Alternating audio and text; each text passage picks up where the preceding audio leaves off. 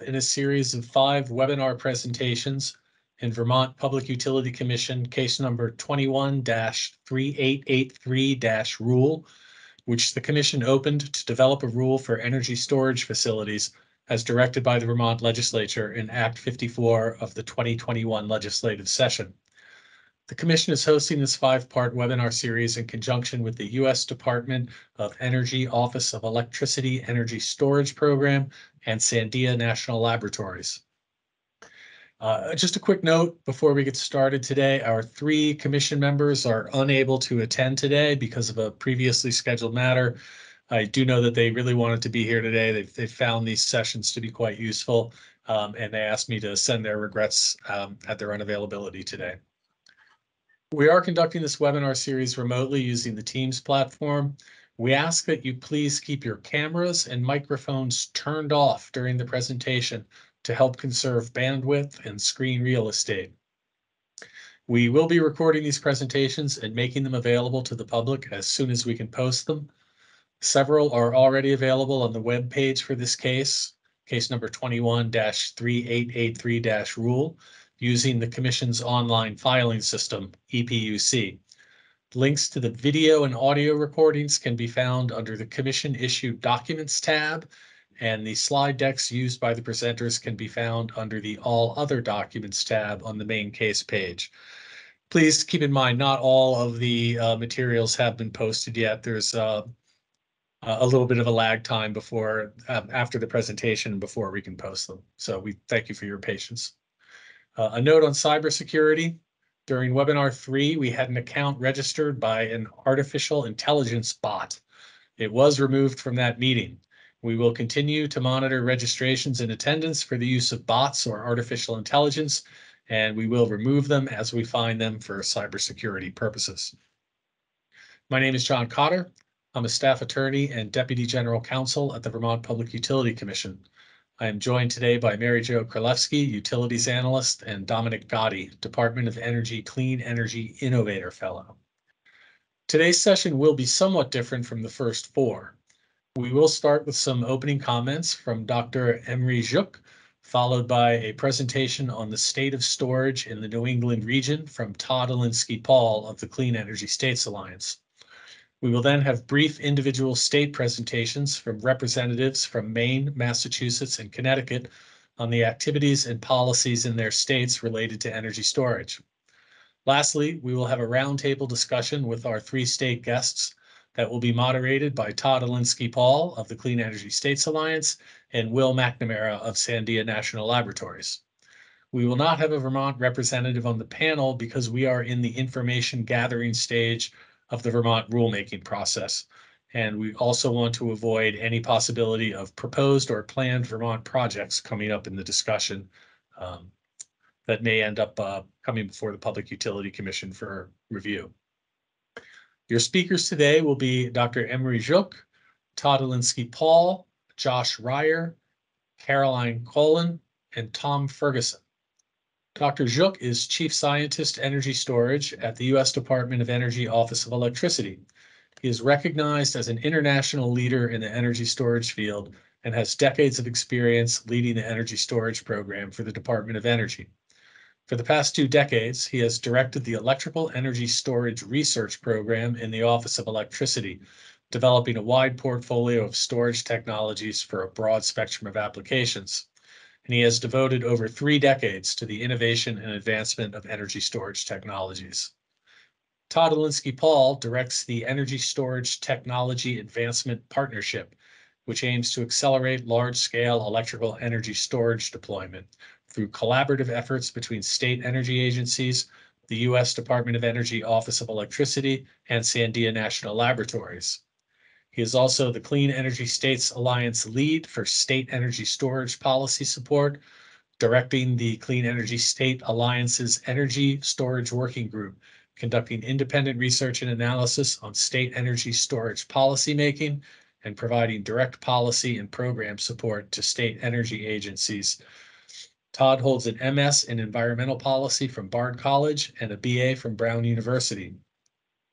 Josh Ryer is the Managing Director of the Connecticut Public Utilities Regulatory Authority, CURA, which I'll just use that from now on. Josh leads PERA's technical staff division responsible for all financial, accounting, economic, and engineering aspects of matters before the agency.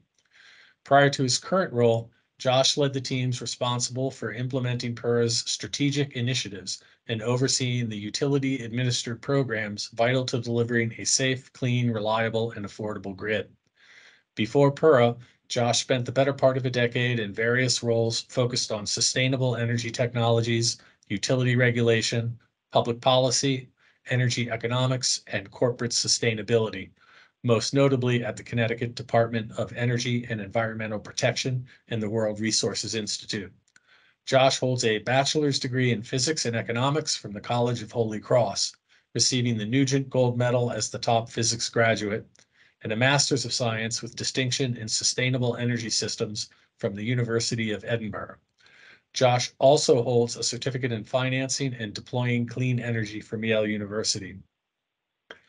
Caroline Cullen serves as the Legislative Liaison and Energy Policy Analyst for the Maine Governor's Energy Office. Prior to joining the office, she worked for Senator Angus King of Maine, where she assisted and advised his work on the Senate Energy and Natural Resources Committee and on energy and climate policy more broadly, drafted energy legislation, and engaged with Maine constituents on these topics. Caroline holds a bachelor's degree in geography from Middlebury College. So I guess, Caroline, we should say welcome back to Vermont for a little bit. Tom Ferguson is Energy Storage Programs Manager at Massachusetts Department of Energy Resources. In this role, Tom manages the Clean Peak Energy Standard, which incentivizes demand reduction or clean energy dispatch during peak demand periods. Tom is also responsible for developing and implementing new policies and programs to spur the deployment of energy storage throughout the Commonwealth of Massachusetts. Prior to his time at the Department of Energy Resources, Tom advanced the development of innovative technologies as a business development and licensing manager for the Research Foundation for the State University of New York and UMass Amherst, and as Chief Technology Officer of energy storage startup Third Power. Tom has a PhD from Columbia University's Earth and Environmental Engineering Department, where he pioneered a novel biomass to hydrogen process with integrated carbon capture, and a BA from Vassar College in physics and astronomy. We did issue a request for questions for our panel today back on November 20th. We did receive some questions from the Department of Public Service. Staff at the commission has also forwarded some questions for the panel to answer, and I know the folks at Sandia have questions that they would like addressed as well. If time permits, we will take questions for the roundtable discussion using the chat function on Teams. If we get more questions than time allows, we will prioritize those questions from those who have been actively participating in the rulemaking process in case number 213883. If you do have a question, please enter it into the chat function and make sure to type in your name and your affiliation before you begin typing your question. With all of that said, I will now hand things over to Dr. Zook to begin today's discussions. Dr. Zook, please.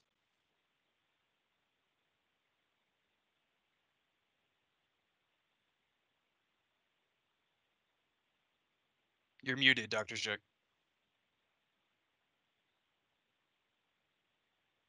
I still always do that after so many years.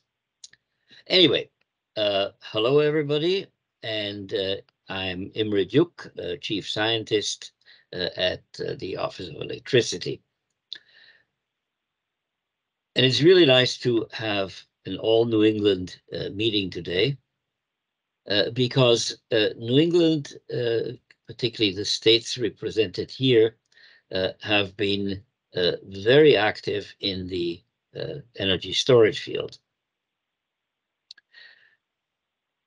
We find here a number of the pioneering applications of energy storage technology, and many of those have been done as partners of our office at the Department of Energy.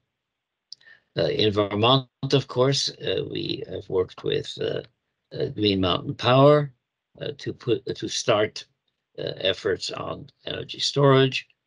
We went on to a very interesting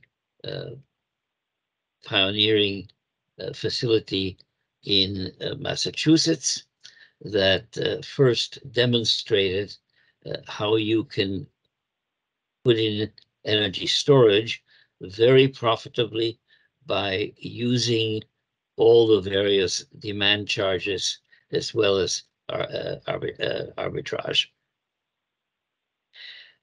We did a really interesting an analysis of a project on one of the islands, showing that you can replace a new cable construction by energy storage. So you don't have to put in your cable, which of course is very expensive. And in Maine also, we did the analysis for one of the islands. In that case, of course, unfortunately, it did not work out. So lots of work in the various states around Vermont and in Vermont. But the important thing is that we have mature regulatory environments for storage in those states, which is something that is still missing for a large part of the US. And so there's always something you can learn from your neighbors. And I expect that soon Vermont will be joining in having a regulatory environment that will be an example for the rest of the US, along with their colleagues in New England. So with that, I'll leave it to you to get into analysis and to talk about the kind of things that regulators talk about. Thank you, and good luck.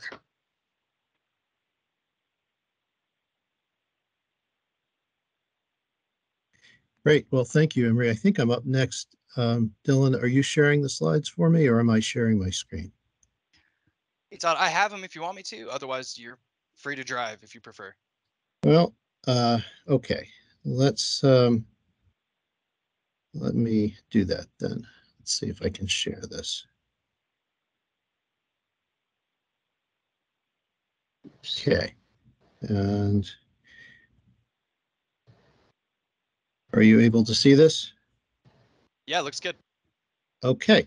Well, this is going to be a very brief sort of overview of battery storage in New England. And of course, we'll be hearing many more details from representatives of the states that are going to be speaking at this meeting. And so this isn't comprehensive by any means, but I want to do kind of a level setting just to give you an overall sense of what's going on in the region. And thank you for having me. Just as a reminder, I'm with Clean Energy States Alliance. We're located here in Vermont. We work with states across the country on clean energy programs and policy. Here's a slide with our members' logos, including, of course, Vermont. And of course, we also work on the STAP program, as was earlier mentioned, with Sandia, National Laboratories, and DOE Office of Electricity. And so having reminded you of that, let's go on and get into the regional overview. I wanted to start with sort of a look at the ISO New England Interconnection Queue. This is current as of January 2023, so it's a little, outdated a few months, but it's still pretty current. And it always surprises me to realize that 35% of the projects in the regional interconnection queue are battery storage projects. That's over 11 1,000 megawatts of battery storage in the queue. Now, that doesn't mean that it'll all get developed, and of course, it certainly won't all get developed because not everything in the queue ever gets developed. You know, on let me put it this way: a certain percentage of things in the queue are expected to probably not be completed. Nevertheless, this is pretty impressive. The only thing that is represented more than battery storage is, of course, wind. So it's ranking second in the queue right now for New England. Want to note that there are 2 large-scale pumped hydro facilities that supply almost 2,000 megawatts of storage capacity in New England. So against that background, you see that there are 173 megawatts of grid-scale battery storage that's come online since 2019. Now, that doesn't include behind-the-meter storage. So, you know, things like Green Mountain Power's you know, Powerwall and Bring Your Own Device programs don't show up. This is just what shows up in the ISO's radar. And there's more than 11,000 megawatts currently in the queue. And again, that's standalone battery projects. That doesn't include, for example, storage paired with wind or solar. And it's also nice to see that storage is now firmly a part of the capacity market in New England. More than 710 megawatts of new and existing battery storage was secured in capacity auction 16. And of course, that's for 2025-26. So some of that probably isn't even developed yet and is planning to be online in time for that 2025-26 capacity year. Looking state by state, policy goals, and these are sort of overarching energy policy goals that may drive markets and policy and regulatory development in these states. Connecticut has a 100% carbon-free goal by 2040 and an RPS, and has a gigawatt energy storage procurement target by 2030. Maine has 100% clean energy target by 2050 and has also set an energy storage procurement target of 400 megawatts by 2030. Massachusetts always has a lot going on. They have a net zero greenhouse gas emissions target by 2050, an RPS, a clean peak energy standard, which is the only one in the country, which says that by 2050, almost half of their peak power will be supplied by clean resources. And again, a gigawatt energy storage targeted by 2025. New Hampshire has an RPS, much smaller RPS goal than some of the other states. Rhode Island has a 100% renewable goal by 2033, and Vermont has its RES Tier 1 goal of 75% by 2032. Now, I'm not going down into the Tier 2 and Tier 3 and so forth just because it's, you know, it's just too much detail, but this gives you a sense of what the various states are aspiring to do.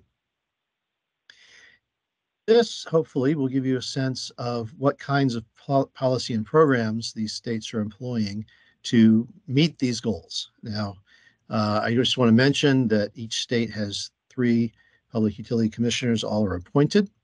So they all have a similar kind of structure there. And just to run through this quickly, I'm not going to hit every point, but Connecticut has a storage procurement target, as I said. They have distributed storage incentives, energy storage solutions, and connected solutions. And they've also had a microgrid grant program. Maine has a procurement target as well. They have also a behind-the-meter storage incentive through their efficiency plan, and they are developing a utility-scale storage procurement as we speak. Massachusetts, of course, again, lots going on. They have a storage procurement target, grant programs, which have led to a large number of demonstration projects. Smart Solar Incentive, which has a storage adder and a requirement for storage if you're installing a very large solar facility. Again, Connected Solutions through their efficiency plan and the Clean Peak Standard. New Hampshire also has Connected Solutions. Rhode Island also has Connected Solutions. These are all behind the meter distributed storage incentive programs through the state efficiency programs. There's also a residential storage pilot in New Hampshire. And here in Vermont, of course, storage is eligible for the RES Tier 3. There's also the Green Mountain Power, Bring Your Own Device, and Tesla residential storage programs, and there are a number of demonstration projects. And so where has all this led? Well, obviously, a lot of these are fairly new programs, so we can't really draw conclusions for many of them as to how effective they've been, but we can look at what's installed. Connecticut, about 2.5 megawatt hours of behind the meter storage. There's no real utility scale storage in Connecticut as yet. Maine has about 50 megawatts. And by the way, this doesn't necessarily include all the behind the meter stuff because it's just not easy to count it all. So Maine has about 50 megawatts. Massachusetts, about 330 megawatt hours. New Hampshire, 7.5 megawatts. Rhode Island, about 3. And here in Vermont, we have about 53 megawatts or 150 megawatt hours, about half of which is the residential battery programs, and about half of which is the larger scale batteries. And you'll notice that some of these are in megawatts and some in megawatt hours, and that's just because that's how the states record and keep track. And I just want to mention these photos. The top one here is actually the Stafford Hills facility, the first one that Green Mountain Power did and that Sandia and DOE supported. The middle one is in Maine, and the bottom one is the Sterling project, also done with DOE and Sandia support in Massachusetts. So with that, I will say thank you to Dr. Zook and to Waylon Clark of DOE and Sandia respectively, and thank you to the Vermont PUC for having us, and happy to answer any questions, of course, and I will stop sharing.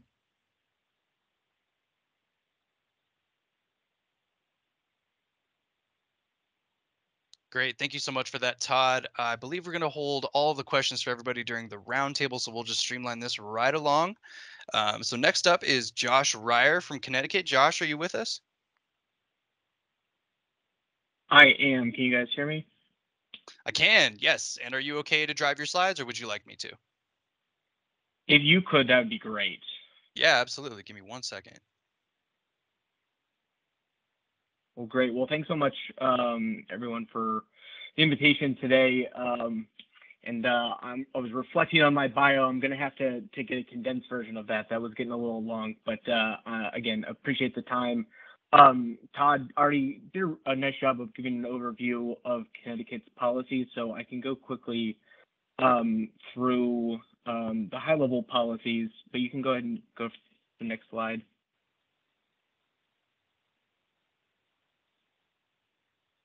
Great. So the only point of context that I think is really important to give before getting into the Connecticut specific programs that Todd didn't already cover is PURA's Equitable Modern Grid Initiative. It's called an interim decision. It's probably more akin to a white paper that PURA put out in October of 2019 that laid out this vision for what an equitable modern grid can achieve and what it can do. And just for context setting, Connecticut is a fully deregulated state, so we only regulate the distribution utilities in Connecticut, at least PURA does. And so really the focus is on what the distribution system needs and how we can achieve an equitable modern grid through the distribution system. And so it had 4 primary objectives, the Equitable Modern Grid Initiative: to support or remove barriers to the growth of Connecticut's green economy, enable cost-effective decarbonization, empower or improve outcomes, so more resilient, reliable, and secure electricity delivery and as a commodity, And then also to advance affordability in the state of Connecticut, as I'm sure, as most of the New England states also suffer from or deal with high electric rates. So we see the benefits of working towards an equitable modern grid, helping not only to address customer affordability, but also to empower customers with more options to take direct control of their affordability. So as part of this initiative, we opened 11 different dockets back in 2019, one of which was to explore establishing an energy storage program. Next slide, please.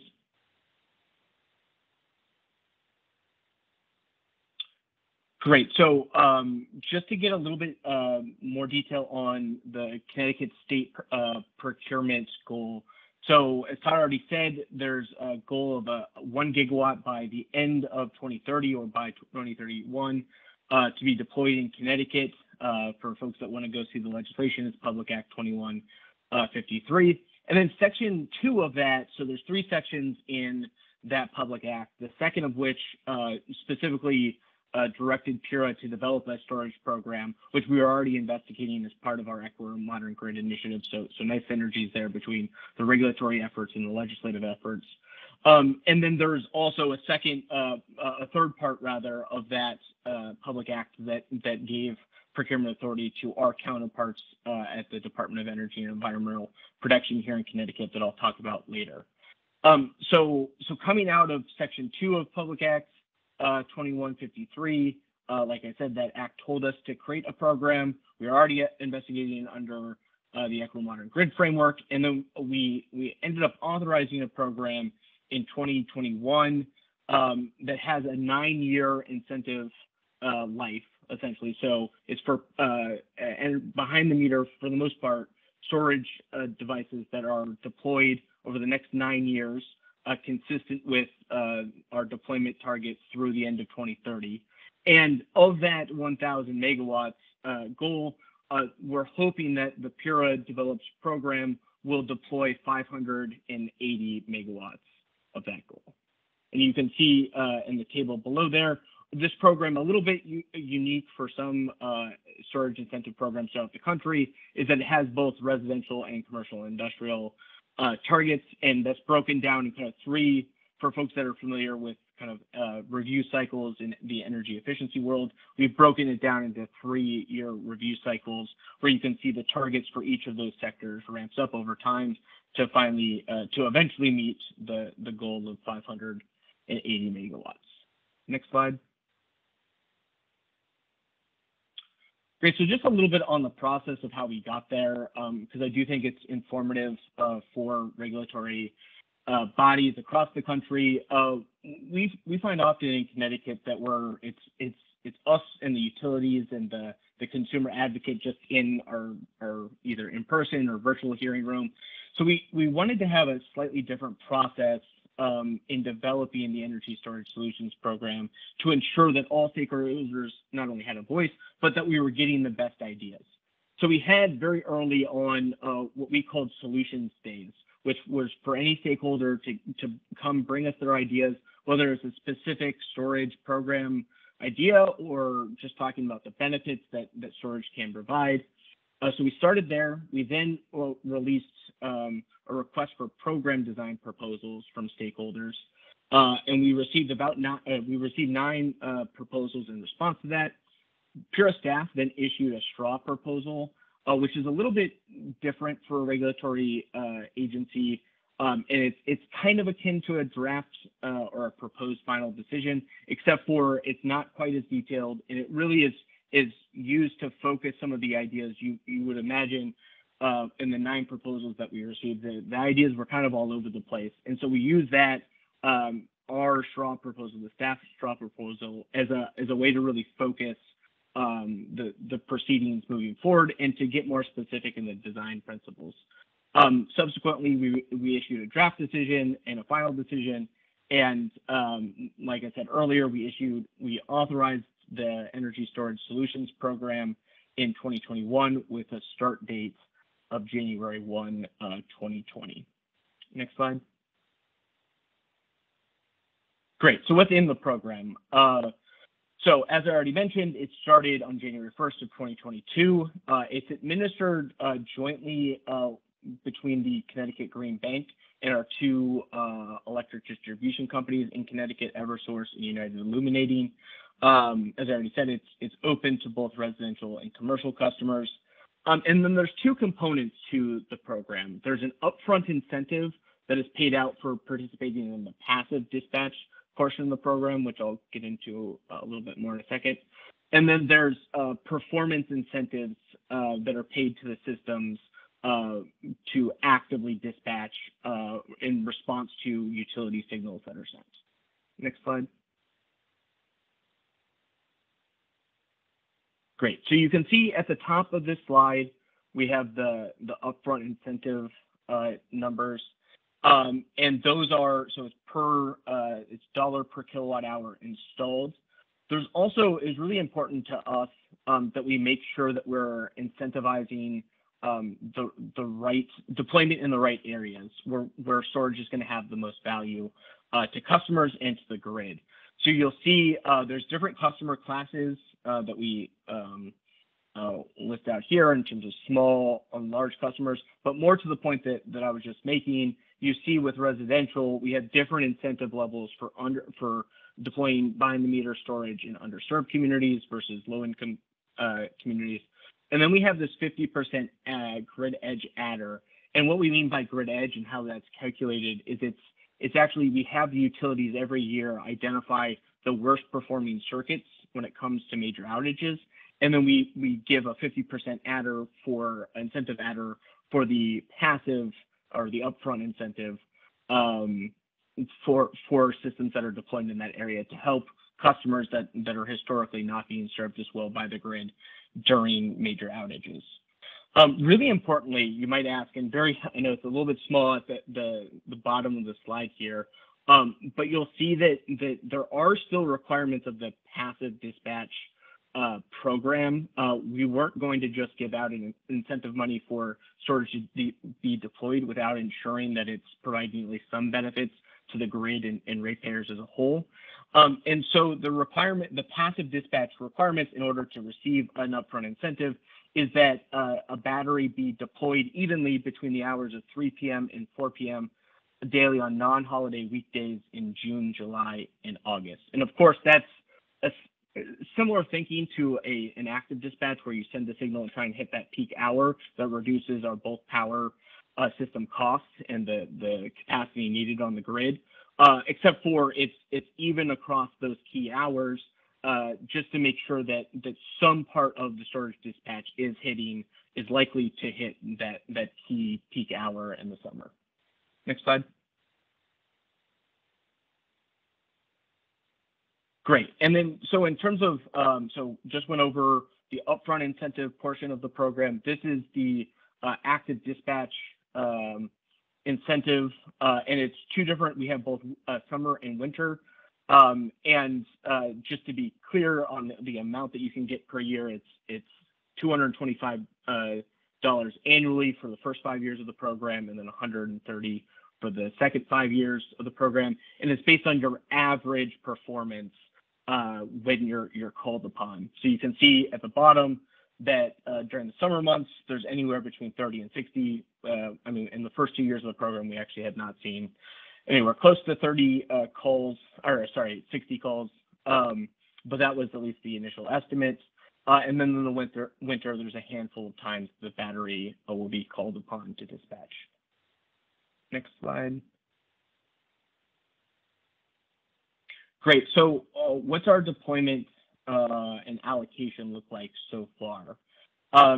So you might remember from a previous slide that the target for the first 3 years of the program was 100 megawatts total to be deployed. And that was split evenly, 50 megawatts with C&I and 50 megawatts for residential. We're seeing in total that we've already, at about the 2-year mark, allocated about 77 megawatts to the program, but only about a half a megawatt is in service. So that's certainly something to work on there. But really important to note is that the lion's share of the megawatts allocated to date has been through the commercial side of the program, which is about 75 megawatts. And only about 2 megawatts have been allocated under the residential program. One thing that we think will help with that through this program is that connected solutions. So one of our 2 utilities, Eversource, still had connected solutions in Connecticut until December 1st. They've rolled that off, and now it's just the Energy Storage Solutions program in Connecticut. We found that having 2 programs not only was administratively complex and can lead to inefficient results and costs, but also was confusing to customers to have 2 different options. So we now just only have the 1 in Connecticut. Next slide. Great. And so just quickly, we have an annual review process that typically occurs in the second half of the year to make sure that the program is meeting the objectives that we've set out for the program and to make tweaks as needed. You can see there's hyperlinks to the 3rd bullet here. The sub bullet under the 3rd bullet has the most recent final decision that had tweaks to the Energy Storage Solutions program, to the extent that you're interested in looking at that. But really important to note is, while we do have these annual tweaks, we really only do a comprehensive review of the program every 3 years. So next year we'll be looking at all of the programs, and one of the things that you can bet will be on there is the fact that, do we need to tweak our deployment targets for the different sectors, because we've been much more successful in the commercial and industrial sector than the residential sector. Next slide.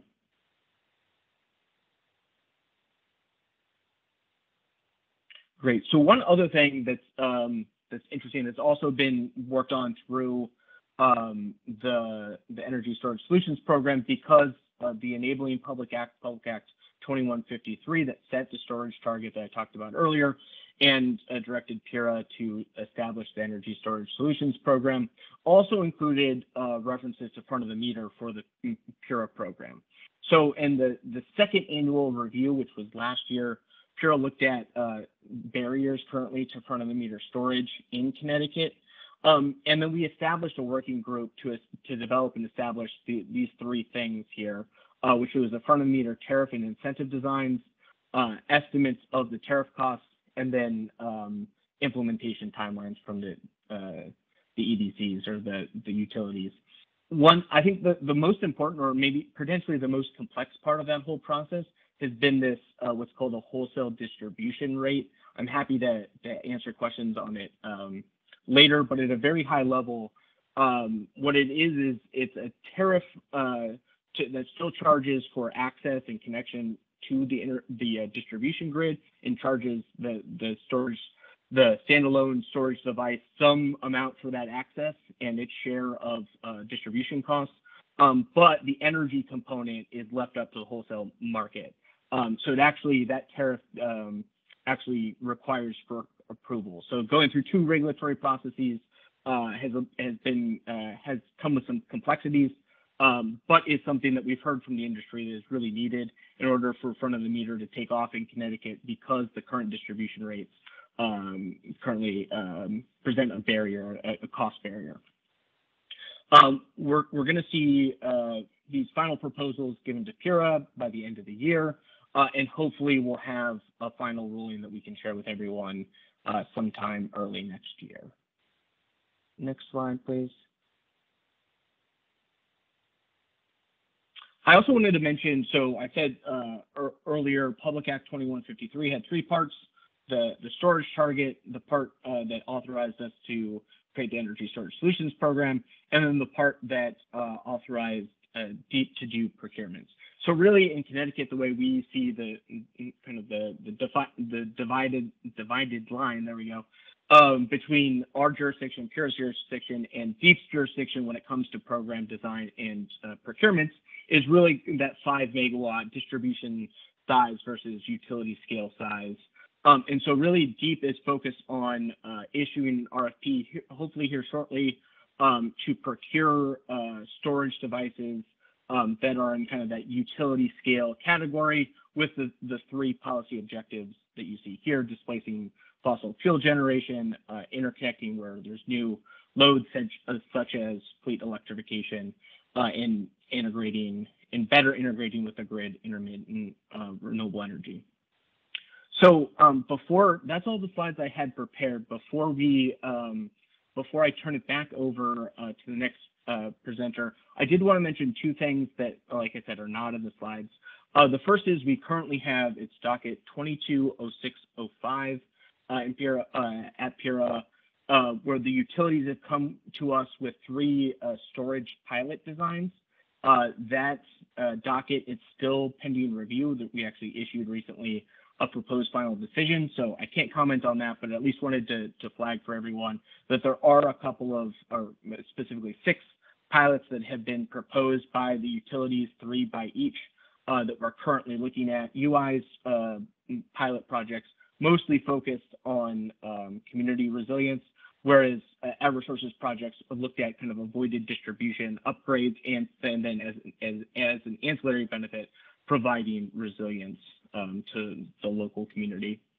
And then the other thing that I wanted to flag is last year, PIRA authorized the establishment of a non-wire solutions process. That's really a comprehensive approach to ensuring that the utilities evaluate all of their major potential upgrades for an opportunity to deploy non-wire solutions and to look at the potential cost savings.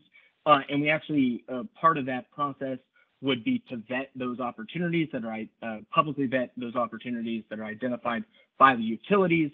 And then once those opportunities are identified, that the utilities would go out with a public RFP. That is currently, that process, while it was authorized last year by PIRA, it's currently in kind of the design phase. We kicked it to kind of an implementation working group to figure out some of the details, with the objective of having that process in full swing by 2025. So with that, I'm happy to turn it back to Dylan, and I'm happy to answer questions at the end of the presentation. Great. Yeah. Thank you so much for that, Josh. Really informative stuff. I do see we did get a question for you here in the chat, so I'm going to hold that until our panel discussion, and we can revisit that time permitting. But I want to streamline right ahead into Carolyn Colin. I see your face there. Hello. And she's got a presentation for us. Carolyn, do you want me to drive the slides, or would you like to present on your end? I'll bring them up on my side. Perfect. Sounds good. The floor is yours.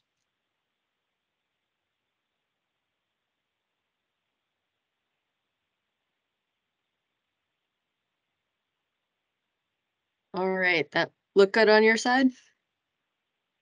Looks great. Thank you. All right, well, thanks everyone for having me. I'm Caroline Colin. I'm the Legislative Liaison and Energy Policy Analyst in the Maine Governor's Energy Office. Good to virtually be back in Vermont. Looking forward to being over there for a week over Christmas. So when I started in the office, I started as a solar and storage fellow, so was engaged in our storage work. I've since transitioned to primarily doing our legislative work, but still contribute to storage. So it's, as we're all discussing, growing very quickly. So just back up a little bit, back to some of those broader goals that Todd mentioned. So since our current governor took office, she's committed us to advancing clean energy and growing our clean energy economy. So we've got 80% renewable portfolio standard by 2030, the 100% goal by 2050. Additionally, we have greenhouse gas reduction goals of 80% by 2050. And to ensure that we meet those goals, the Maine Climate Council released our first 4-year climate action plan in December 2020. Really identified storage as an important factor in achieving those emissions and clean energy goals. Recognizing the progress we've made so far towards our goals this year, our governor accelerated our goal to 100% clean energy by 2040. So our office is currently undertaking a comprehensive analysis to identify pathways to achieving 100% clean energy by 2040.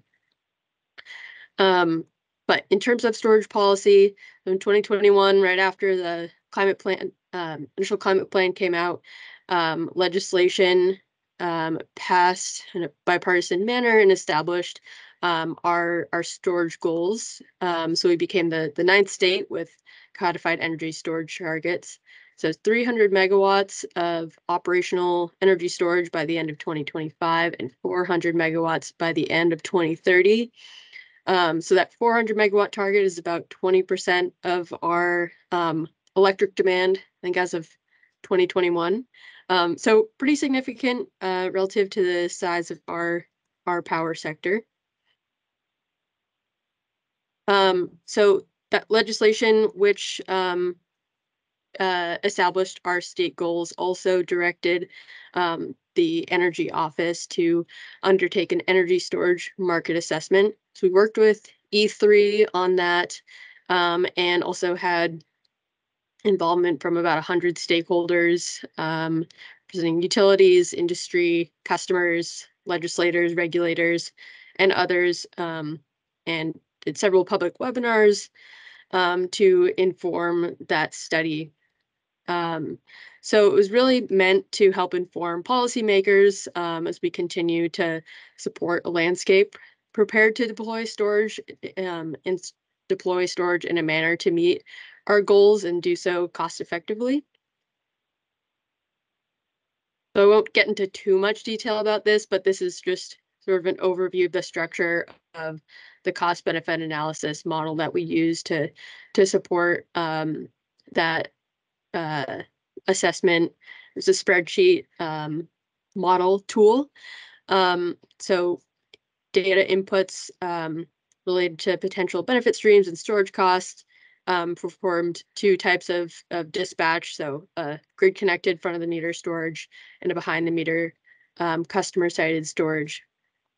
And on the other end, at the benefits and costs from range of perspectives, including a participant, ratepayer, and the state. So ultimately, it showed that grid connected storage has a lot of potential to provide benefits to Maine's electric grid and customers through ability to shift electricity from when it's generated to when we need it most. And on the wholesale grid connected side, storage is cost effective. From 2024 through the end of study period in 2030, saw continued cost declines, could help lower wholesale electricity costs, lower utility infrastructure costs and bills, increase resiliency, and integrate more renewables.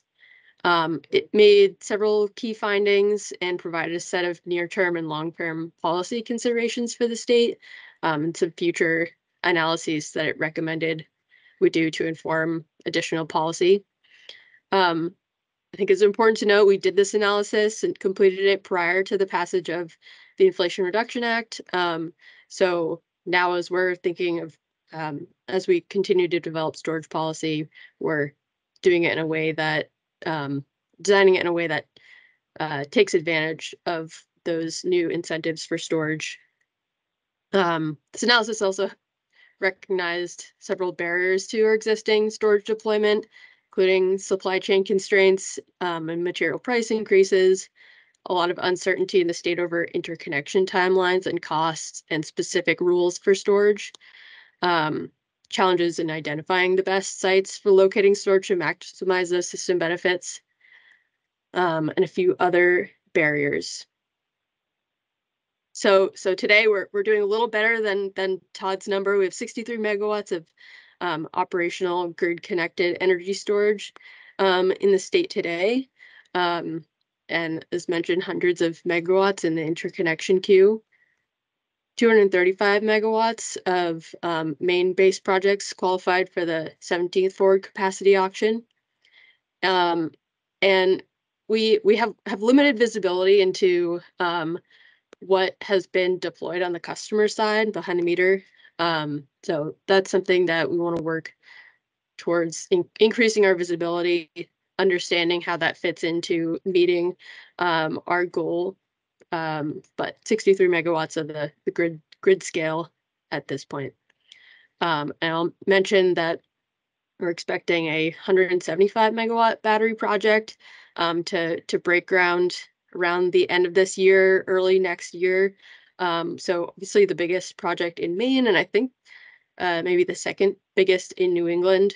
That project has a capacity commitment and expecting it to be operational around mid 2025.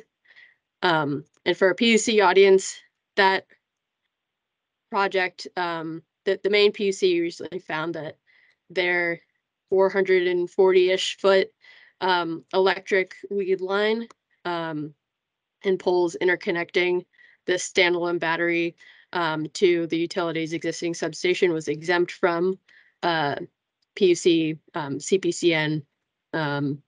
So that was sort of a first of its kind request and made it through. So that was interesting PUC process there. So jumping a little bit more into the recent policy, not this current session, but the previous one, legislation passed creating a reimbursement for sales tax on storage systems 50 megawatts or greater. But it wasn't just the storage system itself, also the parts and accessories and the materials for construction. It's likely that the project I just mentioned, that large storage project, will be the first to access this reimbursement. So it'll be interesting to see with the current sort of time window for that, if other projects are able to access that.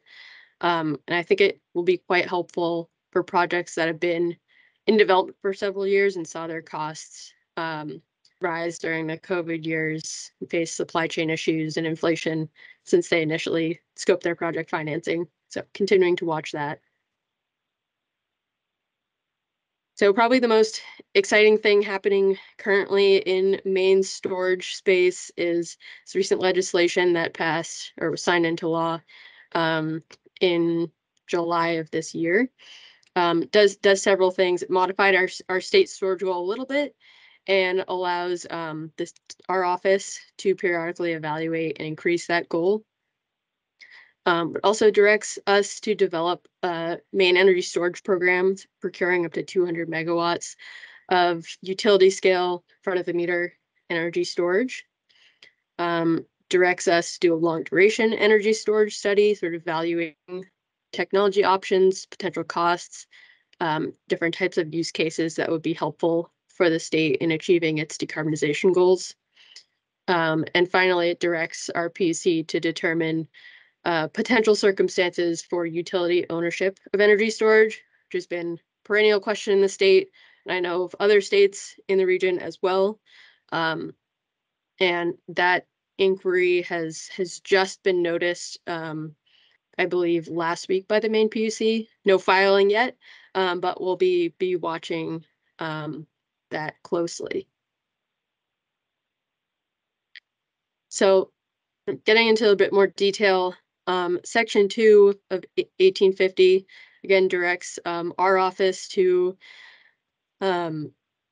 evaluate designs for a program to procure front of the meter 200 megawatts incremental energy storage capacity.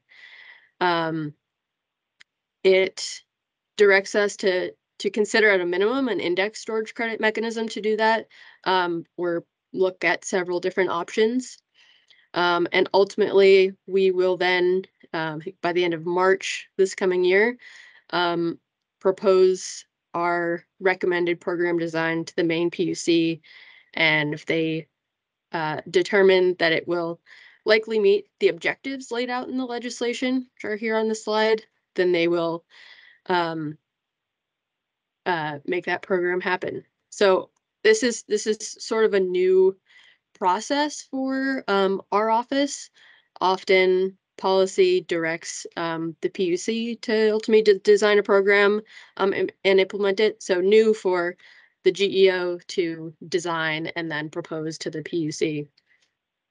So we currently have a request for information out to help us sort of break down these objectives. How do we design a storage program that supports meeting our clean energy goals? that provides net benefits to the electric grid and ratepayers, improves reliability, maximizes federal incentives, enables the highest value projects. There's a lot in there with not a lot of detail. So this request for information, which actually closes tomorrow, will sort of help us break down those objectives and help our consultants on board who are going to do some technical modeling give some direction there. So we're really excited about that. On the behind the meter side, Efficiency Main Trust, which runs the state's efficiency programming, they currently have a program opportunity notice for a performance-based incentive to deploy energy storage and make seasonal calls. That program, I believe, is starting next year, and the capacity that's enrolled in the program be called up to 15 times per summer. So it's a June through end of September window when demand is very high. And at the end of the summer season, the incentive payments will be paid out. So it's a 5-year program. It's $200 per kilowatt. So minimum of $4,000 payment, maximum of $600,000 payment each year per project for the 5 years that the capacity is enrolled. And each of the projects enrolled will have a formal contract with Efficiency Main. So we're also excited to see that program kick off and have sort of both behind the meter and front of the meter options.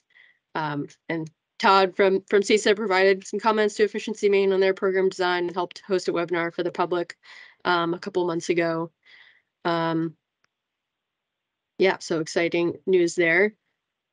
So pivot a little bit away from program design, but I want to highlight a few other policy items where storage is showing up from our latest legislative session.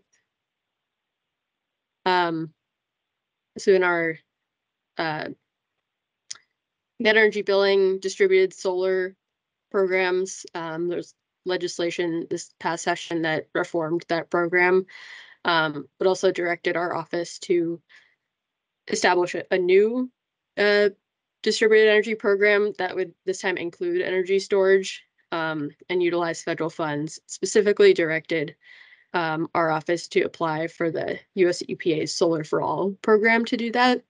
And the main Solar for All application to EPA does include solar plus storage options focused on low-income and disadvantaged community types.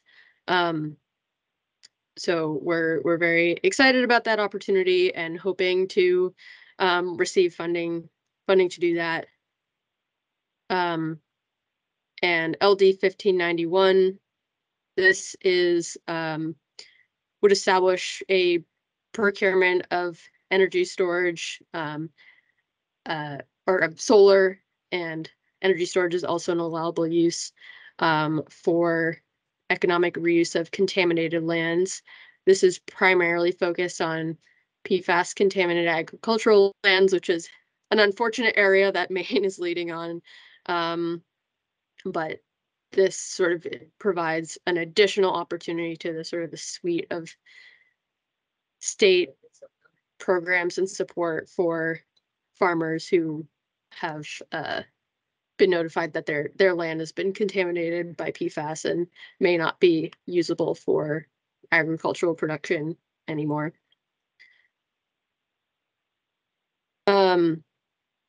Also this year, so the state already has a solar decommissioning laws on the books, and this year storage got its added to that decommissioning rule. So any storage system 2 megawatts or greater has to get approval from the Maine Department of Environmental Protection of a decommissioning plan prior to construction. So in the next year or two, we'll start seeing projects have to have those decommissioning plans go through DEP. And then finally, on the legislative front here, LD 327 addresses interconnection of distributed energy resources. So the RPUC's Chapter 324 is the small generator interconnection procedures policy.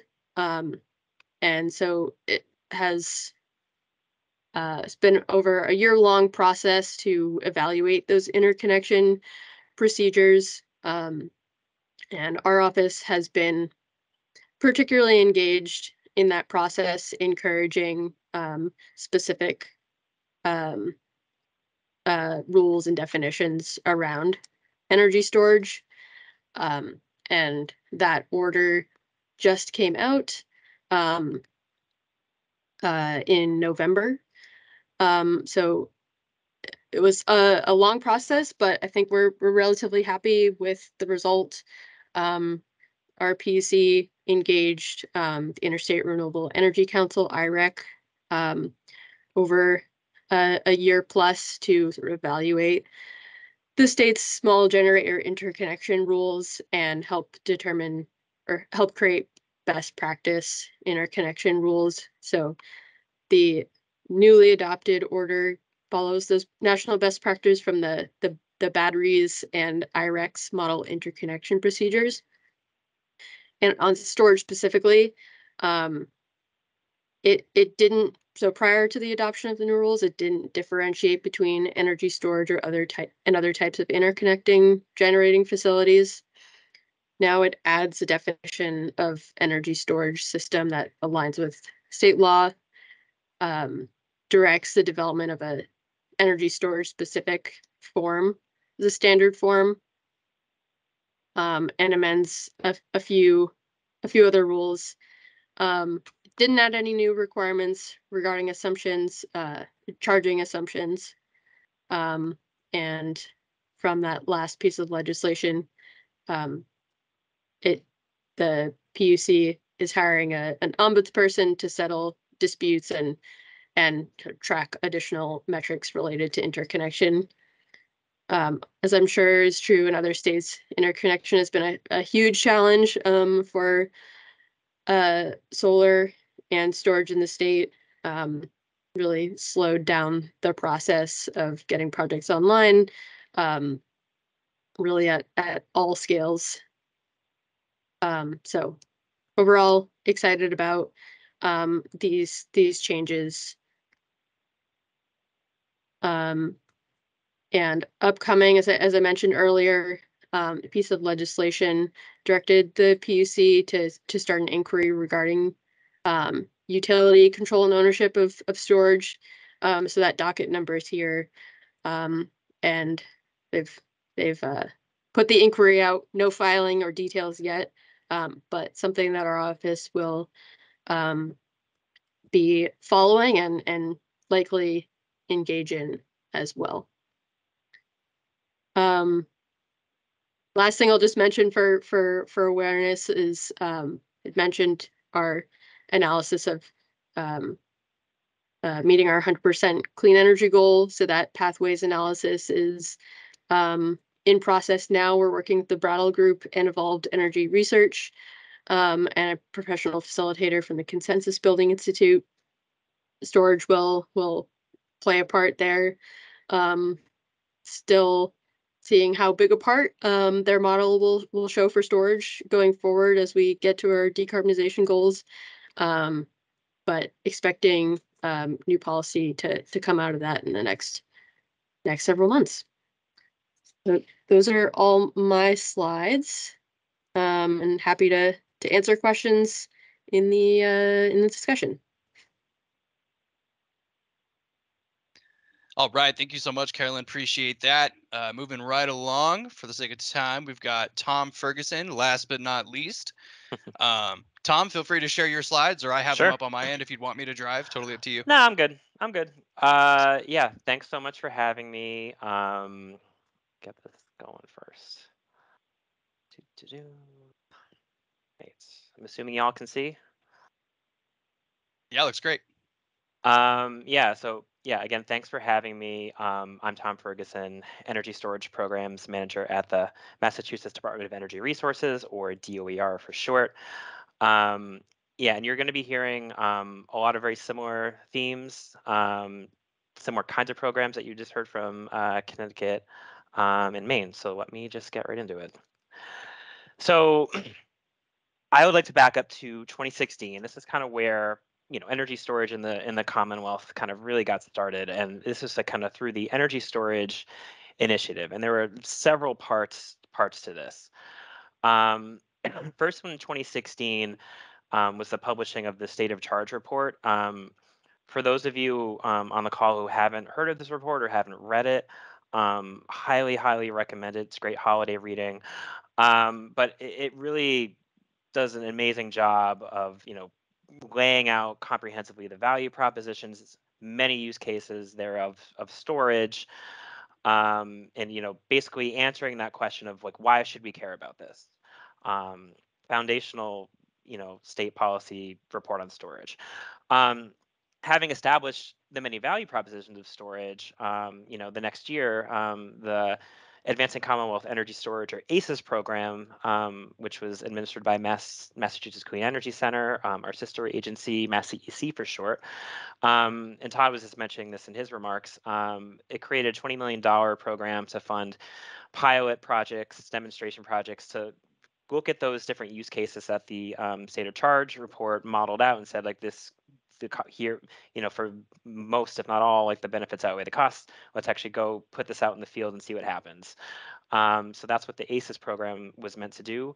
And I think the final reports were about those projects have just sort of come to MassCEC within the last year. So if you're kind of wanting to look at like various data outcomes of those different projects, look at the MassCEC's website on the ACES program. Lots of really good data on that. And then subsequent 2018, this established the first and currently only target that the Commonwealth has for energy storage. As Todd was mentioning, I believe 1,000 megawatt hours of energy storage by December 31st, 2025. So then the next three bullets here describe kind of the programs that we have around energy storage, where DOER either manages the program or plays a part. The first is the program that I manage, the Clean Peak Energy Standard. This incentivizes renewable generation dispatch, during peak hours or demand reduction during those hours every season. And also, the storage that has to charge, primarily from renewable energy qualifies. And I have slides on each of these programs, so I'll get into more details in a second. The next one, so that was in 2020. So these are a bit out of order. I kind of prioritize these based on kind of, the program targeting storage and kind of meant to like bring storage onto the grid. This next one's Smart Storage Adder. This is through our solar program, SMART. It's primarily a solar incentive program, but there is this adder for energy storage, and I'll get into how that incentivizes storage in a second. But that's been really good at getting solar plus storage, smaller. And by smaller I mean 5 megawatts or less onto the grid. And then finally, like other states, Connected Solutions, very similar to what Connecticut was saying, a demand response program, offering incentives during performance-based calls, and this is managed by the Energy Efficiency Advisory Council, or EAC. So where are we at in terms of deployments and our progress toward 2020, that 2025 1,000 megawatt hour target? So the vast majority of storage in the Commonwealth comes from two large pumped hydro facilities that were built, over 50 years ago now. Combined capacity of 1,800 megawatts, average duration of 7 hours. Kind of the remaining storage capacity, it's again, like I was kind of just mentioning, it's mostly kind of small front of the meter lithium ion, paired with solar, um, really kind of incented by the SMART program. And the interconnection queue isn't shown here, but the kind of where these projects are going, kind of, I don't know, you probably don't know what these counties are, but kind of central Mass, those kind of surrounding the Boston area. And then in terms of where we are in terms of the target, the EDCs every year kind of have to report, how much storage they have in their territory. As of February 2023, and I know, Todd, you had 330 something megawatt hours. We actually found an error on the website, which has been underreporting what we have, and we need to fix it. So it's actually, we're at 550 as of the previous reporting year, 2022, that's been deployed toward that 1,000 megawatt hour target. And looking kind of at the table on the right, it's not explicitly here, but you can kind of infer it. Most of that is a front of the meter storage, so about 500 or so megawatt hours versus, behind the meter is about 45 megawatt hours. And that is not including, by the way, any of that pumped hydro, or else would be well past that 1,000 megawatt hour capacity. This isn't trying to look at specifically new storage. And again, mostly lithium ion based projects. Now to dive into the programs I alluded to a little bit more. First, the Clean Peak Energy Standard. Again, the idea here is to reduce the cost and emissions impacts of peak demand through renewables, energy storage, and demand response. Though a variety of resource types are eligible for this program, and it's a market-based program. So eligible resources that generate or dispatch clean energy during seasonal peak periods will generate clean peak energy certificates, so a REC type product, a CPEC. And all electric suppliers, they must annually purchase a certain number of these CPECs relative to the load that they serve. And that compliance obligation, as Todd was showing, increases every year through 2050, getting close to 50%.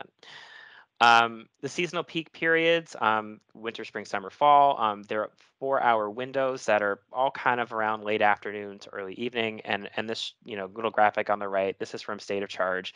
It's again just sort of showing that one of the basic use cases of storage of kind of taking that excess renewable energy, charging up the storage with it and using it to shave peak, which is exactly what Clean Peak is trying to do. I'm not going to go into every aspect of the program because it's very complicated, but happy to kind of take questions, about aspects I may not cover. Just want to highlight a few things here. One is the use of multipliers in the program. And this is mainly to further incentivize certain behaviors or deployments that, the Commonwealth wants to. So, for example, the problem that storage is trying to solve is much more acute in summer and winter versus spring or fall. So we further incent that with the 4x multiplier. Peak load during the highest hour of the month, that's a really big problem in terms of cost and emissions. So let's really incentivize that with the 25x multiplier. Resiliency gets a multiplier. And then you get kind of these discounting multipliers here because these are resources that are already being incented or on the grid through other programs. So, the program here is more meant to try to, get more storage on the grid, not kind of incentivize the deployment of already deployed storage. This last one here, I should have updated the slides because as of just a couple of days ago, the distribution circuit multiplier, that guideline has been released. Systems are now eligible to apply for capacity. And what this is doing is, kind of what Connecticut was talking about with, I can't recall what that 50% adder they had, what the name of it was at the moment, but basically finding, highly constrained circuits on the distribution system and providing a 2x multiplier to systems that are deployed on those circuits. In terms of what participation's been looking like, this is as of October, kind of broken out into energy storage, demand response, and RPS resources. Majority of capacity is through energy storage, about almost 150 megawatts, followed by demand response at 59 and RPS at 31. So far, for just touching on each of those, again, energy storage, largely smaller, relatively speaking, batteries that are paired with solar through SMART, though there has been one pumped hydro expansion of 33 megawatts, which is sort of the biggest single contributor in terms of capacity in the program right now. Demand response to date, it's mainly been building load curtailment, but just this past year, we've started to see EV aggregators qualify and participate. And finally, in terms of the RPS resources, It's mainly PV, onshore winds, and anaerobic digesters, and the largest RPS resource is a 5.6 megawatt PV system. So SMART, this is again our solar program. It's a declining block program that pays owners a fixed dollar per kilowatt hour for solar energy produced. So the way that this incentivizes storage is basically by, if you're pairing storage with solar, it increases that dollar per kilowatt hour that you're paid for the solar energy that you're produced. There's certain criteria that the storage has to meet. Has to be at least 2 hours, 65% round trip efficiency, cycle for at least 50, like once a week. And it's estimated about almost 450 megawatt hours of storage participates through SMART and gets that adder. But unlike Clean Peak, which is really about incentivizing operations, this is really more to incentivize just the deployment itself of energy storage. And then finally, connected solutions. It's again demand response program where customers respond to peak events. Very similar to what you've already heard. Certain number of call events per season if you're in residential. You get a dollar per kilowatt of dispatch forms based on the average overall the calls of the season. Commercial, there's 2 different enrollment options: daily dispatch or targeted. And as of the beginning of this year, there's 2,900 energy storage customers enrolled with a total of over 30 megawatts. So that's kind of what's going on currently with programs. Like Maine, we also procure the services of E3. I guess great minds think alike, to do a new energy storage study for us. And it's basically kind of looking at 2 broad questions. The first is, what's the current state of energy storage deployed in the Commonwealth? For example, it looks at cost benefit analyses of different use cases for storage, and what the barriers for deployment are and how these can be mitigated. And then the other kind of big question that it looks at is, we have our decarbonization plan, which is the 2050 Clean Energy and Climate Plan. And the study says, okay, given that portfolio that's outlined in that plan, all this electric sector load growth, proliferation of renewables, what do reliability challenges look like? How long do those events last? When are they happening?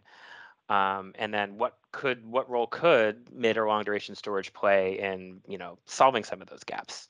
And so we took kind of a portfolio that was within that 2050 CECP, and E3 did a bunch of reliability modeling around that, looking at different contingencies like loss of transmission, lower renewable builds, just things like that. So, I just want to kind of preview some of the results here. The study will be coming out within the next few weeks, which is very exciting. But to kind of preview some of these here, I just want to show a couple cost benefit analyses. First is for a transmission connected standalone storage system, which right now is in the money. And as you kind of see over time, the system can depend less and less on state-driven incentives and more just on markets, as more renewables should create more volatility in wholesale markets, which creates this more arbitrage opportunity for storage. And with the greater and greater need for capacity, that value should also increase. But kind of one of the challenges that even though that this model's out to be in the money and average deployment, some of the challenges that we've been hearing from stakeholders is that you see that Clean Peak bar is pretty big in the value stack, but stakeholders kind of cite long-term uncertainties in the program, which can challenge their ability to actually realize those benefits. Looking at a couple distribution examples, on the left is a standalone system, on the right is a solar plus storage system. Connecticut, we're also going through our own wholesale distribution tariff process. This modeling was done on an earlier iteration of the tariff, so I would actually expect the benefits bar to be larger than it is right now, and there to be able to be more wholesale market participation. But even still, even if it were larger, I don't know if it'd be much larger. So essentially, this is a case where the benefit costs are, pretty close, not in the money. But and this also does not include, I should say, the distribution circuit multiplier. So depending on where the system is located, that benefit stack may now be higher than that cost stack. But I'm not sure. This is all very new. That aspect. On the other hand, from the perspective of a developer, you can see that benefits outweigh costs pretty well with the solar plus storage system, and this is really driven by that revenue from that smart storage adder. To preview a couple of the results as it relates to long duration storage. So this is looking specifically at 100-hour systems. That's how E3 modeled long duration storage. And what they're doing here is looking at the capacity value of storage. As you add more and more of it, how does that capacity value, change with each incremental add of more long duration storage? And how does that change? How is that impacted by the portfolio itself? And one of the key findings was that the more renewables that you have on your system, the higher the capacity value will persist for storage for longer, for those incremental additions. So you can kind of see that very clearly in 2030, kind of after 10 megawatts or 10 gigawatts, I should say, a very sharp decline, both in both the kind of the CECP scenario and the low renewables scenario. And the reason that those declines are so similar is that just at that point, the amount of renewables on the system is just not high enough to kind of keep that ELCC value going for longer. Whereas when you get into 2050 and you're talking 100 gigawatts of renewables deployed in the CECP portfolio throughout New England, which is a lot, you can really see, the capacity value of long duration storage is really high for over 20 gigawatts of duration or of capacity, excuse me, versus it falling off much more sharply when you have less renewables from which to charge the system. And just overall, just those duration events when you have less renewables just becomes longer and longer and longer. So the capacity value just falls faster. Another interesting finding that I'll preview is a diversity benefit that's had between offshore wind and long duration storage. These are complementary resources, and what ends up happening is that when they're acting together synergistically, the capacity value is actually higher than if you just took the individual capacity values and added them together. That's what's called a diversity benefit. In this particular example, the diversity benefit is 4.2 gigawatts. And conceptually, the way it kind of works, so starting at the top, increasing offshore wind penetration, it shifts reliability risks away from late afternoons. It's basically kind of spreads it throughout the day. And that will allow those long duration storage resources to kind of discharge to like much greater depths than they would be able to otherwise. So leading to that kind of boost in capacity value, that diversity benefit.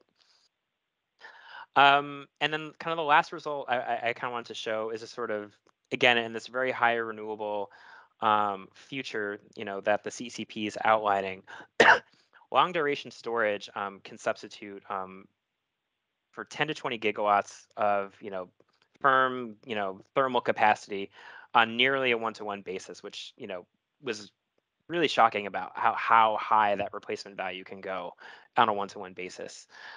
And the large jump in long duration storage capacity needed to firm in 2050, that based on in the middle versus the low renewables, the reason you see those bars jumping up so much and not be one-to-one relative to the base case is, again, because you just don't have enough renewables on the system, so those capacity values fall much faster.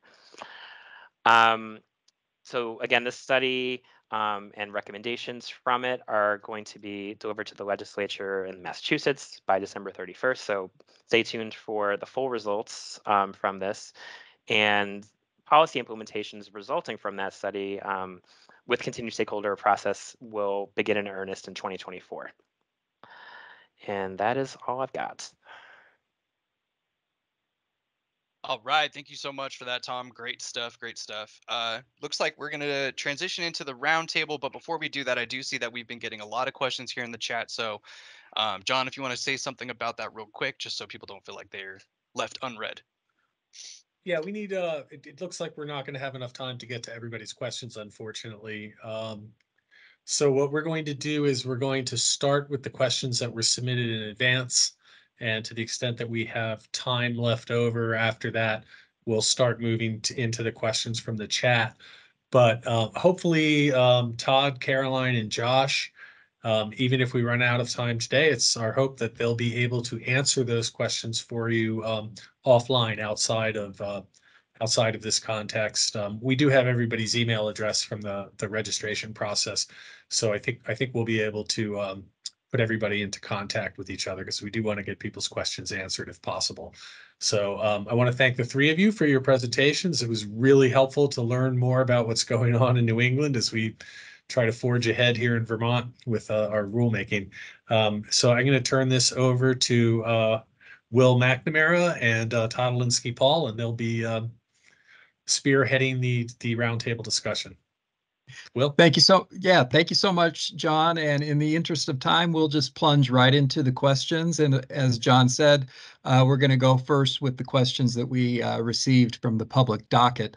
The first question, and these questions are directed to all three of the panelists. And the first question is, what entity or entities in your state, if any, are responsible for promulgating rules or regulations for residential and commercial battery energy storage systems? So let's just go in order of the speakers, Josh, Caroline, and then Tom. Yeah, sure. For the most part, it's PURA. We were, as I mentioned earlier, authorized to create the specific programs for residential and C&I storage, but there are components that other agencies are involved with. So recycling, the Connecticut Green Bank, and our Department of Energy and Environmental Protection are starting to put together some rules on that. But for the most part, we're the agency that's responsible for that specific segment of storage. Caroline? I think a similar answer. Our Public Utilities Commission primarily does rules and regulations around the operation of battery storage and potential rates, but both Efficiency Maine and the Energy Office have now been given authority to design specific programs. So our office is doing the utility scale energy storage procurement, which will ultimately propose to the PUC, and they'll have to approve for it to happen. Yeah, also pretty similar answer for us, DPU. Our SMART and Clean Peak are regulations that DOER is in charge of. And DEP, kind of works on some of those environmental end of life aspects to storage as well. Thanks, Thomas. And Todd, next question is yours. Yeah, this is multi-part. I'm going to try to streamline it just a little bit. And it has to do with operational strategies. So the question is, what role, if any, does your state PUC or energy office have in determining the operational strategies for energy storage systems or aggregated systems? And then the second part is, if the state doesn't have clearly defined roles in that, who makes the determination and how is it implemented?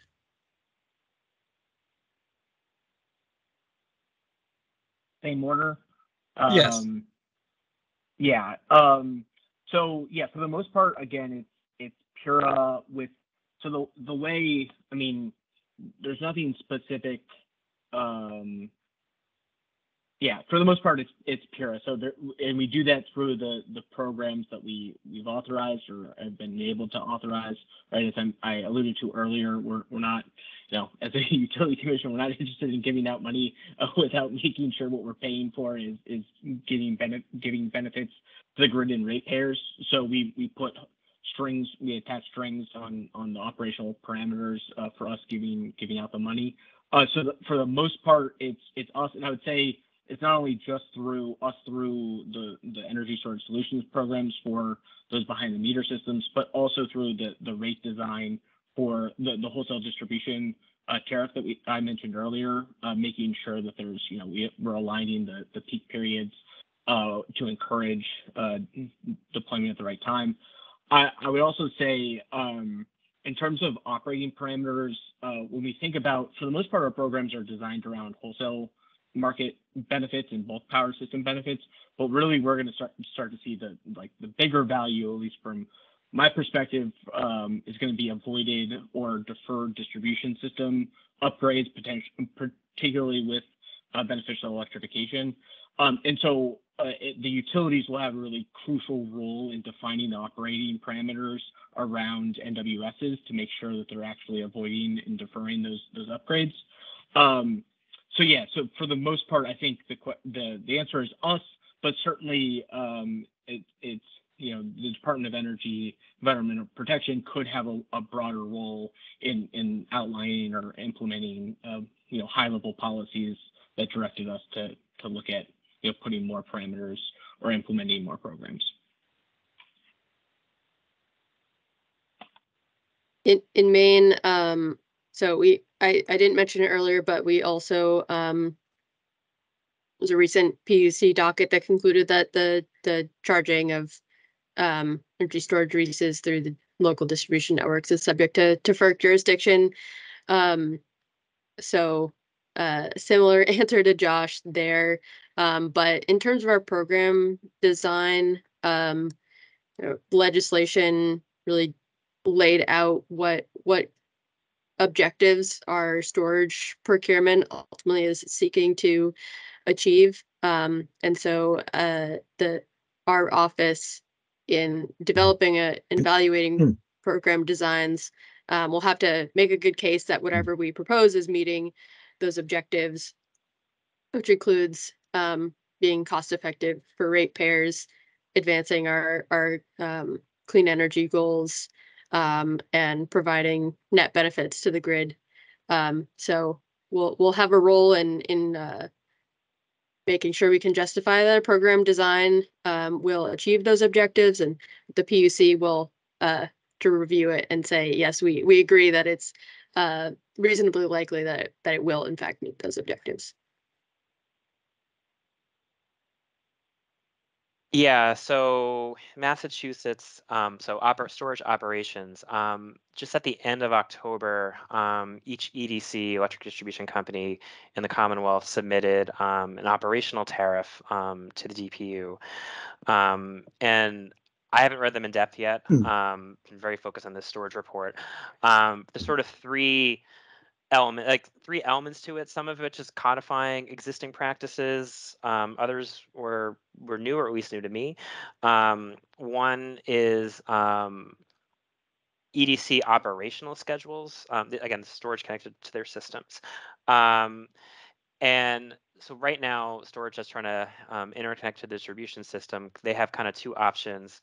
One is to kind of pay for what can be pretty expensive upgrades to kind of operate however they want, which often is cost prohibitive for the developer.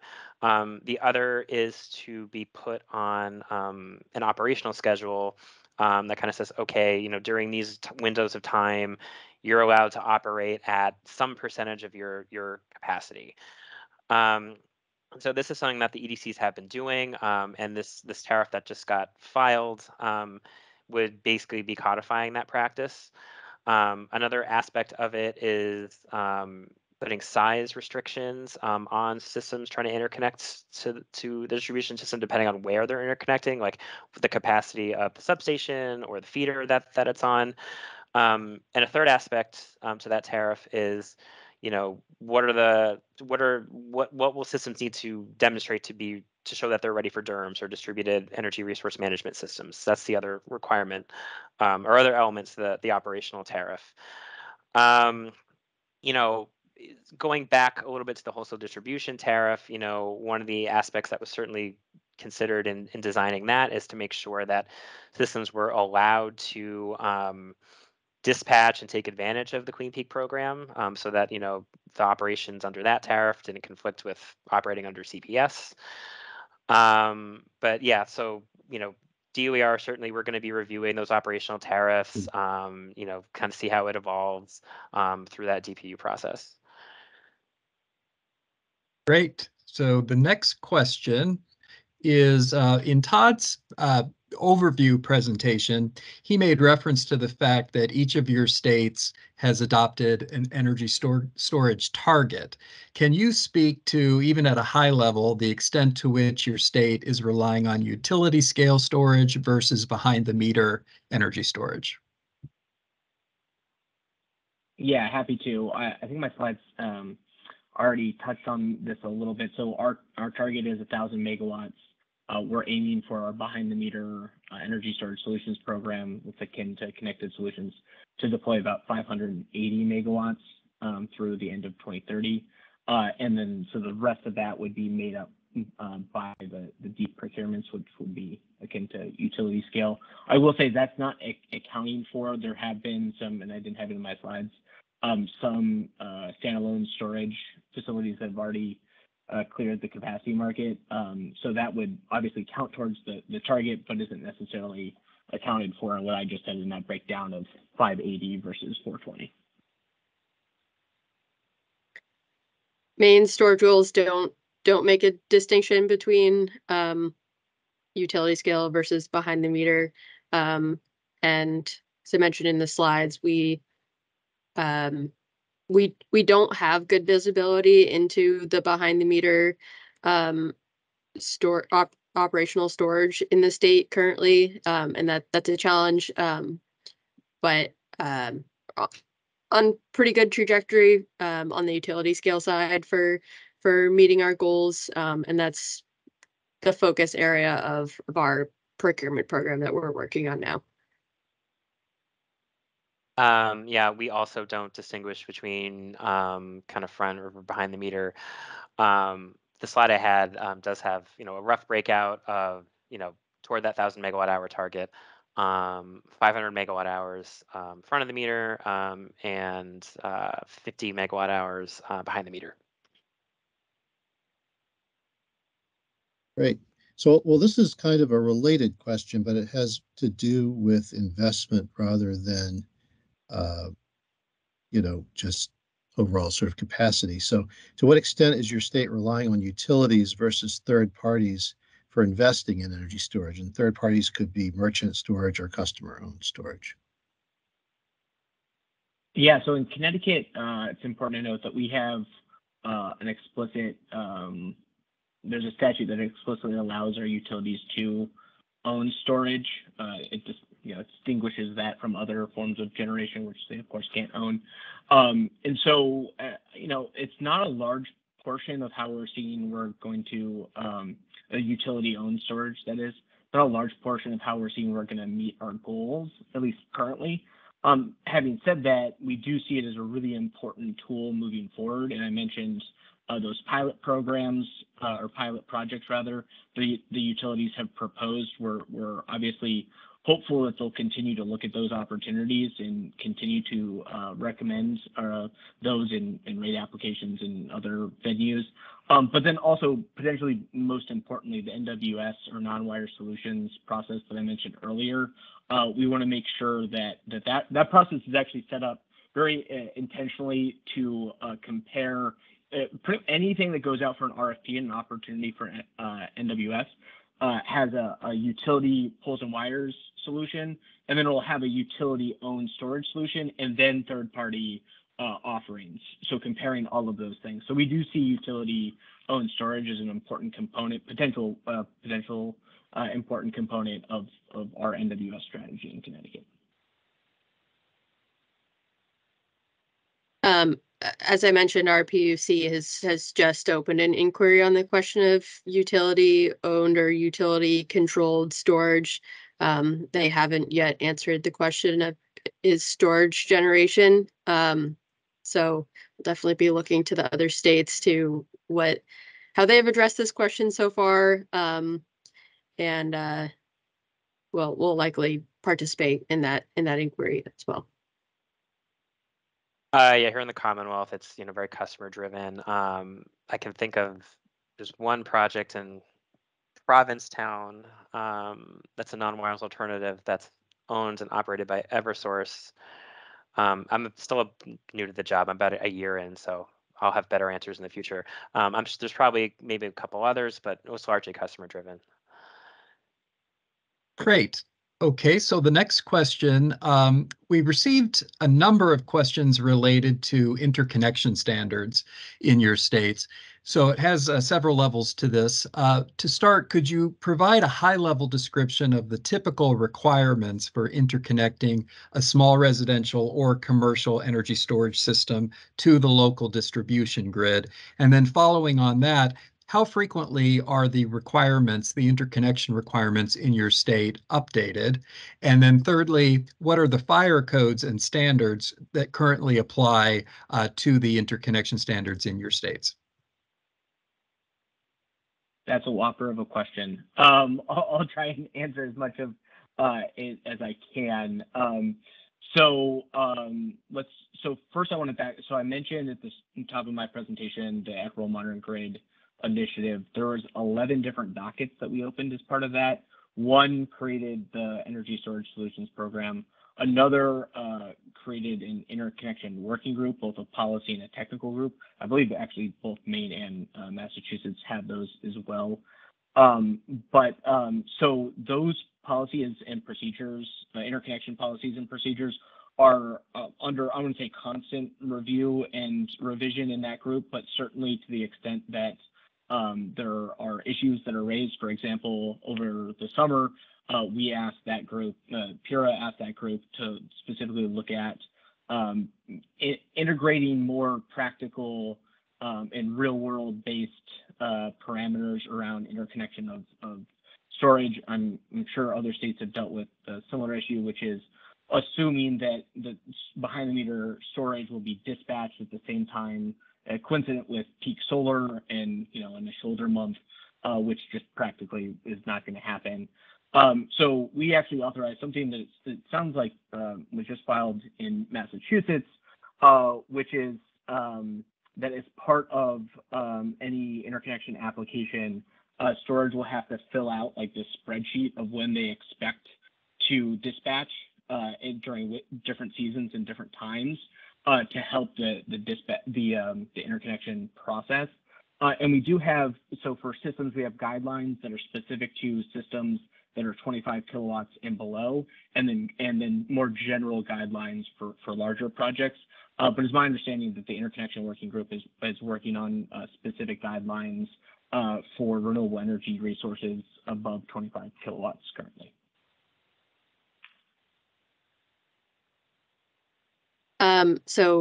As I mentioned, Maine's small generator interconnection procedures, Chapter 324, just underwent a year-long review and updating process. Worked closely with IREC to incorporate best practices into that. Didn't previously distinguish storage from other small generators. Now it does. So we advocated strongly for that. The process sort of has 4 tiers to it, based on size and some other characteristics for review. Just thinking from Josh's comments, the amended rule, it doesn't add any requirements regarding the assumptions of when storage will charge. And it also does not require utilities to consider operating profiles when interconnecting. And it does develop a new sort of standard form for energy storage.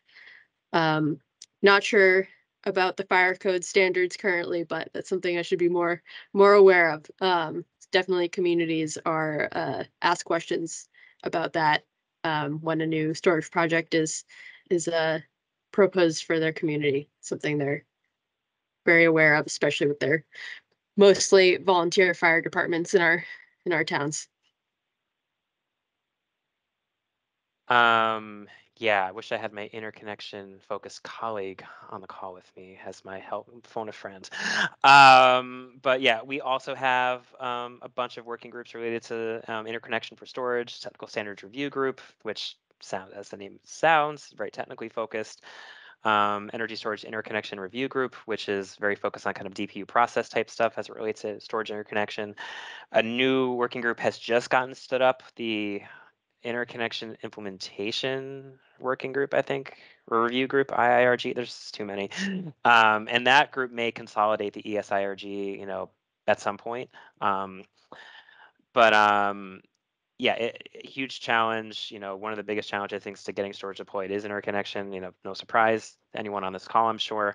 This is also being discussed through the electric sector modernization plans. Which is going through the Grid Modernization Advisory Council, which is sort of the utilities kind of like plans for the next 5, 10 plus years to kind of help to meet the Commonwealth's goals. So interconnection is a big part of that too, not just for storage, but for all sorts of DERs. In terms of codes and standards, this is another big area. So the study that we're just wrapping up, interconnection was identified as a huge issue. Another huge issue heard from like pretty much all stakeholders was siting. There's a bunch of efforts going on as it relates to siting in the Commonwealth.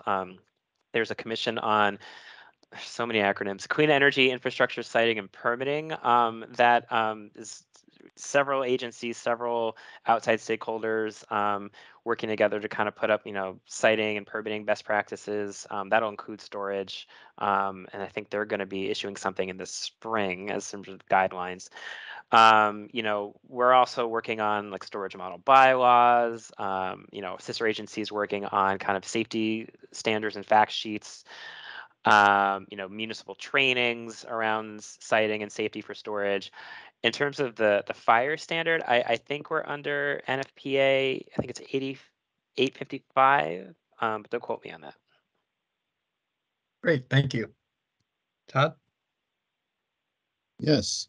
Well, the next question has to do with decommissioning of energy storage. So the question is, what are the decommissioning requirements for energy storage systems in your state? Or I guess, are there any decommissioning requirements in your state? Yeah, so I can speak to, there are requirements in the Energy Storage Solutions Program, I would imagine, but I shouldn't speak for deep that they would include some requirements in their RFP. So in our program, it specifically requires contractors to be responsible for the recycling of all project components and to minimize waste and environmental harm. Now, what that practically means is a good question. But so it does put the obligation on the contractor. And I will say we recently authorized too in the decision that I hyperlinked in my slides for the Green Bank to lead, and I believe they'll co-lead it with our Department of Energy and Environmental Protection, a recycling working group to put together, an actual plan and resources for contractors to use in Connecticut when they are decommissioning and recycling these facilities at the end of their life. And then that report will come into the PURA process. And really our role at that point would mostly be to just maybe collect money from ratepayers or program participants in order to fund that fund. And I should note too that a lot of these, I did add slides at the end of my deck answering some of these questions too. So just for folks, when you get the slides later, you'll see that some of this is included as well. Yeah, Maine just passed a decommissioning law for battery storage 2 megawatts or greater. And so it requires a decommissioning plan to be approved by Department of Environmental Protection. And that has to demonstrate financial assurance or some form of bond or credit for the total cost of decommissioning, including cost of recycling the components of the storage that can be recycled, and disposing of the components that cannot. And I think that goes into effect for projects starting construction in 2024. So be interesting to see how that's implemented. Yeah, I'm very hazy on this. I imagine, or I know that the Department of Environmental Protection has, standards that these environmental standards that these systems have to meet. I don't know what they are specifically, but I'm also guessing there'll be more to come on this in the future. Okay, thank you. So the next question is a huge topic. How is your state planning to implement FERC Order 2222 or approaching implementation of it? Yeah, I wish I had a better answer here. I think because it's definitely something that's on our radar that we need to start actively addressing to make sure that we're able to take advantage of the opportunity there, particularly with, I think there's, going back to the operational strategy question earlier, I think we see our role, and I think I heard both Maine and Massachusetts imply this at least, that as making sure that we're optimizing, allowing storage to optimize for the price signals that they can respond to. So making sure we're sending up price signals and incentives that encourage them to operate in the way that we want them to, but also enabling them to respond to the wholesale market price signals that are out there as well. Because really, at the end of the day, it's difficult for us to design an incentive program for literally every single benefit that storage can provide. There's just so many of them. So enabling these resources to respond to price signals is really going to be the way to make sure that we're optimizing these resources most cost effectively for everyone. So that's all to say 2222 is super important, but we haven't really done much to date on that. I think I can say without getting ahead of myself too much that we're likely going to open a docket to explore implementation. We are really, I think the metering part of this is really interesting. That it's going to be through, like, it allows for third parties to separately meter these systems and then report to ISO. Folks that engage at PUCs probably know that billing systems and data management is often a sticking point. And I think there's some anxiety around allowing third parties to meter and bill separately. My personal opinion, not representative of PIRA in any way, is that honestly, it's this current system is already pretty inflexible and a barrier. It doesn't seem like it could get much worse having third parties doing it. So anyway, so that's one personal note, but we'll definitely have to open a docket at PIRA. Yeah, I don't have a good answer on this one either. I think will be something to come, and the whole question about aggregation will certainly have to be addressed. And yeah, I think we're also interested in developing programs that will allow, benefit stacking and participation in different market streams. But of official preparation for Order 2222 yet. Yeah, basically same answer. This is not something I have insight into. Fair enough. Todd? Yes. What requirements are placed on the businesses or operations of non-utility distributed energy storage resource aggregators in your state? So are you requiring aggregators to do things a certain way?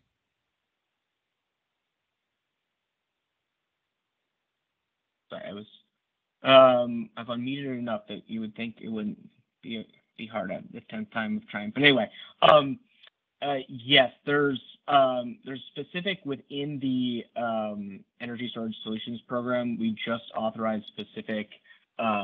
We allow for aggregation, and there's specific rules around aggregation that define a scope of work, including an integration plan with the DERMS provider for the Energy Storage Solutions program, and they're also responsible for receiving price signals.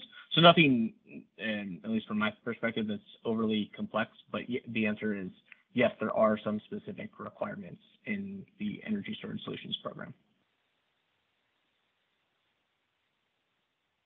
I'm not sure the answer to this question, so I'll have to skip. Yeah, I don't have a lot to add here. You know, I will say within the Clean Peak program, we are starting to see a lot more aggregators participate in that. And, you know, I guess one of the unique requirements there is just kind of making sure that, you know, they actually have obtained permission from all of the system owners within their aggregation to enroll them in Clean Peak. And you know, we're also with the our independent verifier for the program, helping them build out kind of the ability for them to ingest, you know, aggregation applications as opposed to just sort of like a single, you know, project applying through their portal. So yeah, I'm sure there'll be more to come with aggregations. Okay, so I think we have time for one last question, and it's another big one. So if you can address as quickly as you can, within your state, what are the steps that are being taken to ensure that the installation of energy storage systems or the aggregation of those systems does not negatively impact the state's ratepayers? And are there any tools that you've been using to accomplish this? Yeah, I think I'll answer in two parts. The first part is for our energy storage solutions program. The Green Bank uses Guidehouse. I almost called them Navigant. I know they've been Guidehouse for forever now, but anyway, they perform a program cost benefit using all 5 cost tests. And we really focus on, I mean, the Pura has been very clear that our preferred test is the total resource cost test. Having said that, to your question, we do focus on the RIM in setting the incentives for the program, and we set a target for the ratepayer impact measure. That's what RIM stands for, of 1.4 for the energy storage solutions program. I think it currently is at like 1.9 based on the projects that are actually in the queue or that have been selected. And so what that means is for every dollar of incentive that we've provided, ratepayers are getting back $1.9. So we're really focused on making sure that the RIM is positive because I mean, there's other benefits that storage is already providing. So if your RIM can be above 1, it's a little bit of a no-brainer. There's some complexities with that. Sorry, I'm realizing I'm going long, so I'll cut off there. The second part I was just going to say is with the wholesale distribution tariffs, it's really important you have kind of traditional utility making considerations, whether it be average costs versus marginal costs. And as long as you're charging above marginal cost, ratepayers are unharmed. I'll leave it at that. I'll be short since we just have a couple minutes. Say cost effectiveness for ratepayers is a huge consideration for us, and the legislation that directs us to design our storage procurement makes that clear. We have to consider program designs that are likely to be cost effective for ratepayers and achieve other objectives as well, including net benefits to the grid and ratepayers and maximizing the value of federal incentives. So I think as we continue to evaluate our designs, you know, maximizing the value of federal incentives, redirecting us to be focused in low income and disadvantaged communities, and try to target some of those benefits to those populations.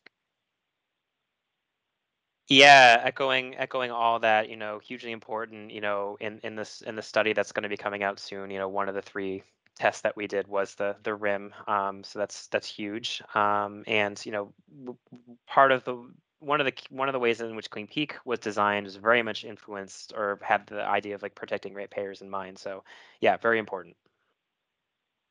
Great. Well, thank you all so much. We've really covered a lot of ground in today's session. I'm going to turn it back to John for the closeout. Great. Yes, thank you very much again to our presenters, Tom, Caroline, and Josh. As expected, we didn't have time to get to all of the questions. There were some in the chat.